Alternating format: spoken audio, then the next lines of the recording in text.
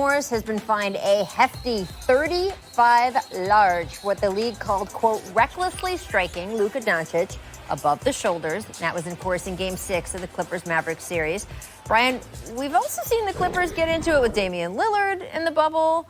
Are they kind of becoming the villains of Orlando? And maybe that's not such a bad thing. Well, first, let me say that we have to remember the Draymond Green rule, which is flagrant foul points. So now Marcus Morris has 2 and 1 more flagrant 2 or 2 more flagrant 1s suspension. So keep an eye on that because we just got through the first round. Yep. Look, Patrick Beverley and Marcus Morris have a reputation. I don't know if it's fair to say it's the Clippers' reputation because I don't think that Kawhi has that. I don't think that Doc Rivers has that. But you are who you hang around with, and Paul George got roped in to that Damian Lillard kerfluffle, and so, like it or not, even though I don't think it's a badge the Clippers necessarily want to tote around, they're going in that direction, and it doesn't help when you start to rack up flagrant fouls. Man, I'm sorry, I lost all that once you said kerfluffle. I know, I love that word. A fracas. But what is interesting about this is maybe, individually, Marcus Morris Sr. and Patrick Beverley can be looked to as villains, but you don't really cast people as villains until they actually beat the heroes, right? Like, you become villains after you win, or else you won't be taken seriously. So I think the Clippers, they're a team that has never been to the NBA Finals. They have not even been to the conference finals. So until they actually do that, I will not cast them as villains because they still need to prove that they can be their own heroes. They can save themselves.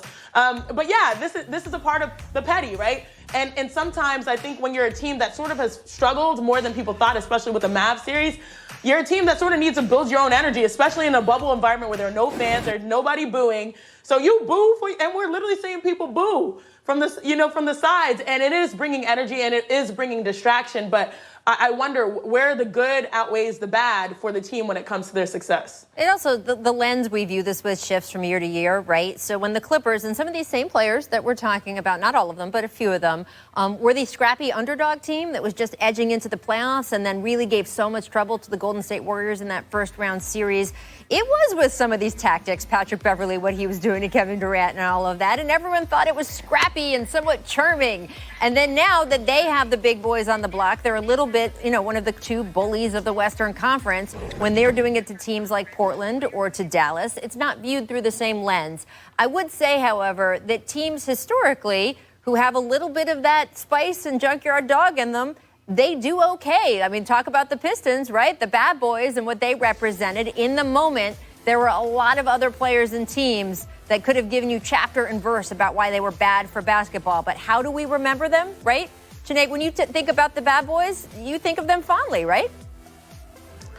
No, not at all, because Coach Lambier is coaching for the Vegas Aces, and every time we play against the Vegas Aces, they always try to come at your girl. It's always a physical match.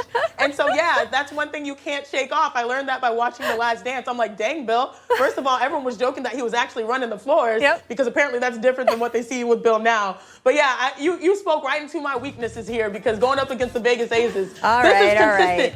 But yeah, maybe this is the identity, though, that the Clippers want to have. They want to be the bad boys. They want to be able to play hard and bring their own energy. Yeah, when they traded for Marcus Morris, they knew this came along with it, and they signed Patrick Beverley. It wasn't like these guys, they didn't know who they were, and they are who they are. So this is what they want. Absolutely, and I think they're going to ride with them the rest of the way. All right. You said, Brian, you are who you hang around with. Here's who Chene and I hang around with, a very talented writer, because this is what The Jump recommends for today. Indeed, our Brian Windhorst has penned an excellent piece on the ESPN app. It's on Jimmy Butler's perfect fit with the Heat. There's a great anecdote at the top about Jimmy actually failing a conditioning test and then being up at 4 a.m, working out the next day, the rest of the team joining him. This is all ahead of Bucks Heat Game 2 tonight on ESPN. We are going to dig deeper into this piece, talk a little Jimmy Butler on the other side of the break. Everyone stay with us. This matchup is spicy. City survives for a Game 7. The story continues for the Thunder. And what was thought might be a rebuild year, no, sir. It's a tough loss for us. We bounced back. We have had a memorable season, a lot of ups and downs and all that. We just going to continue to fight. We wouldn't have it any other way. We just gave ourselves a chance. Game 7, anything can happen. Chris Paul put the Thunder on his back here tonight. When it gets to clutch time, some people built for it. Some people shy away from it. Game 7's coming up. Should be a good one.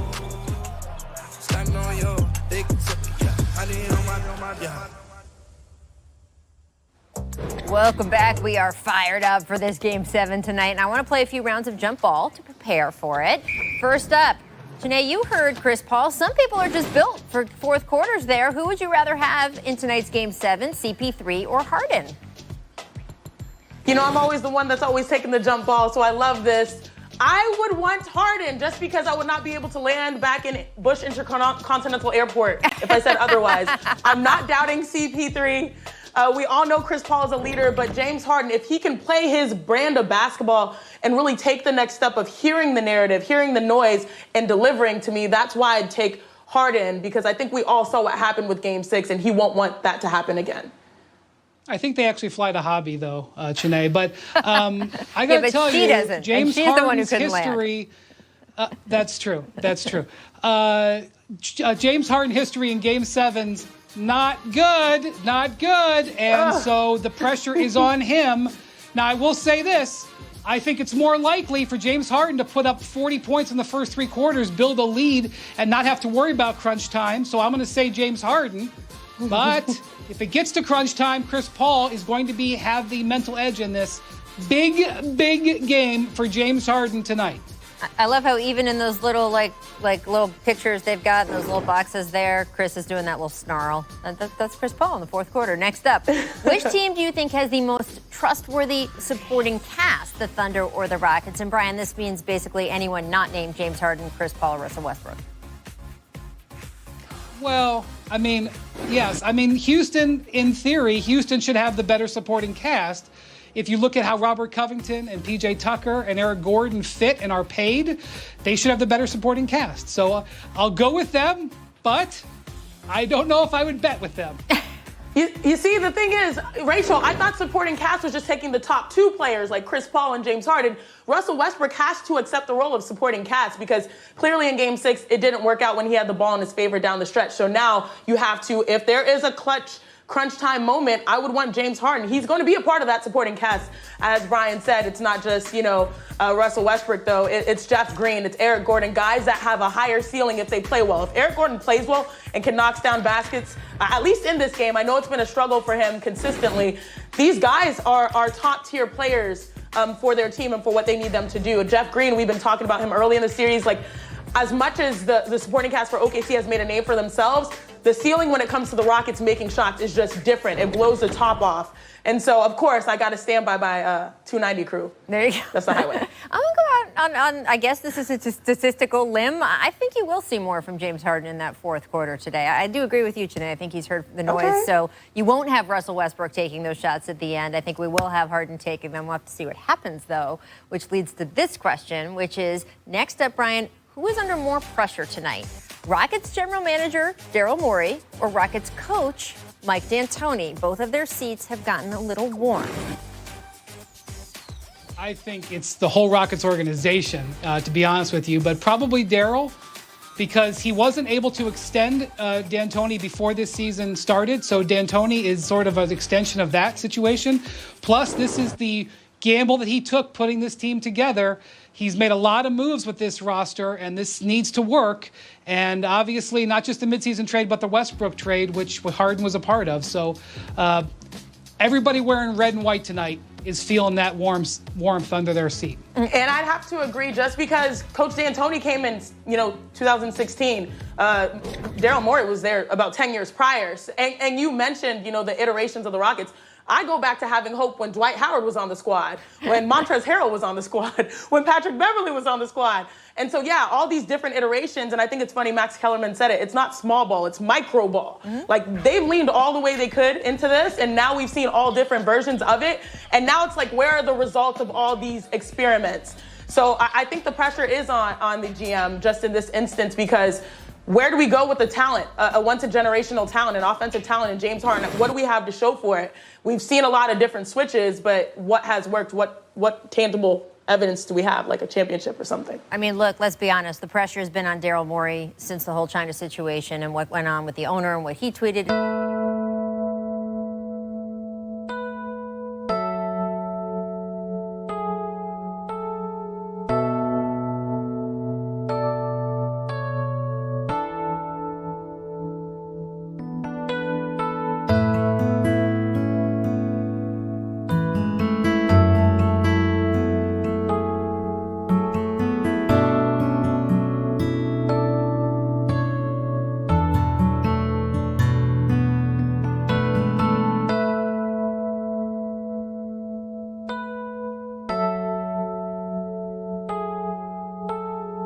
series. I'm picking Houston because 2 of the last 4 MVPs are on the same team. We've got Russell Westbrook and James Harden. We should be able to win a Game 7 in the first round. I don't make predictions, but I predict that Scott Foster is the big winner tonight because somebody is going to not having to blame him anymore because the Rockets have lost their last 7 playoff games with Scott Foster officiating it. They have essentially blamed their Game 7 loss to the Warriors a few years ago on him, even though they missed 27 straight threes. They prepared a whole report blaming him. A dossier. And guess what? A dossier, that's right. I so apologize, Rachel. Chris Paul has lost 9 consecutive games in the playoffs with Scott Foster, dating back to his Clipper days. So not everybody can blame Scott Foster. Scott Foster will get a victory for somebody tonight.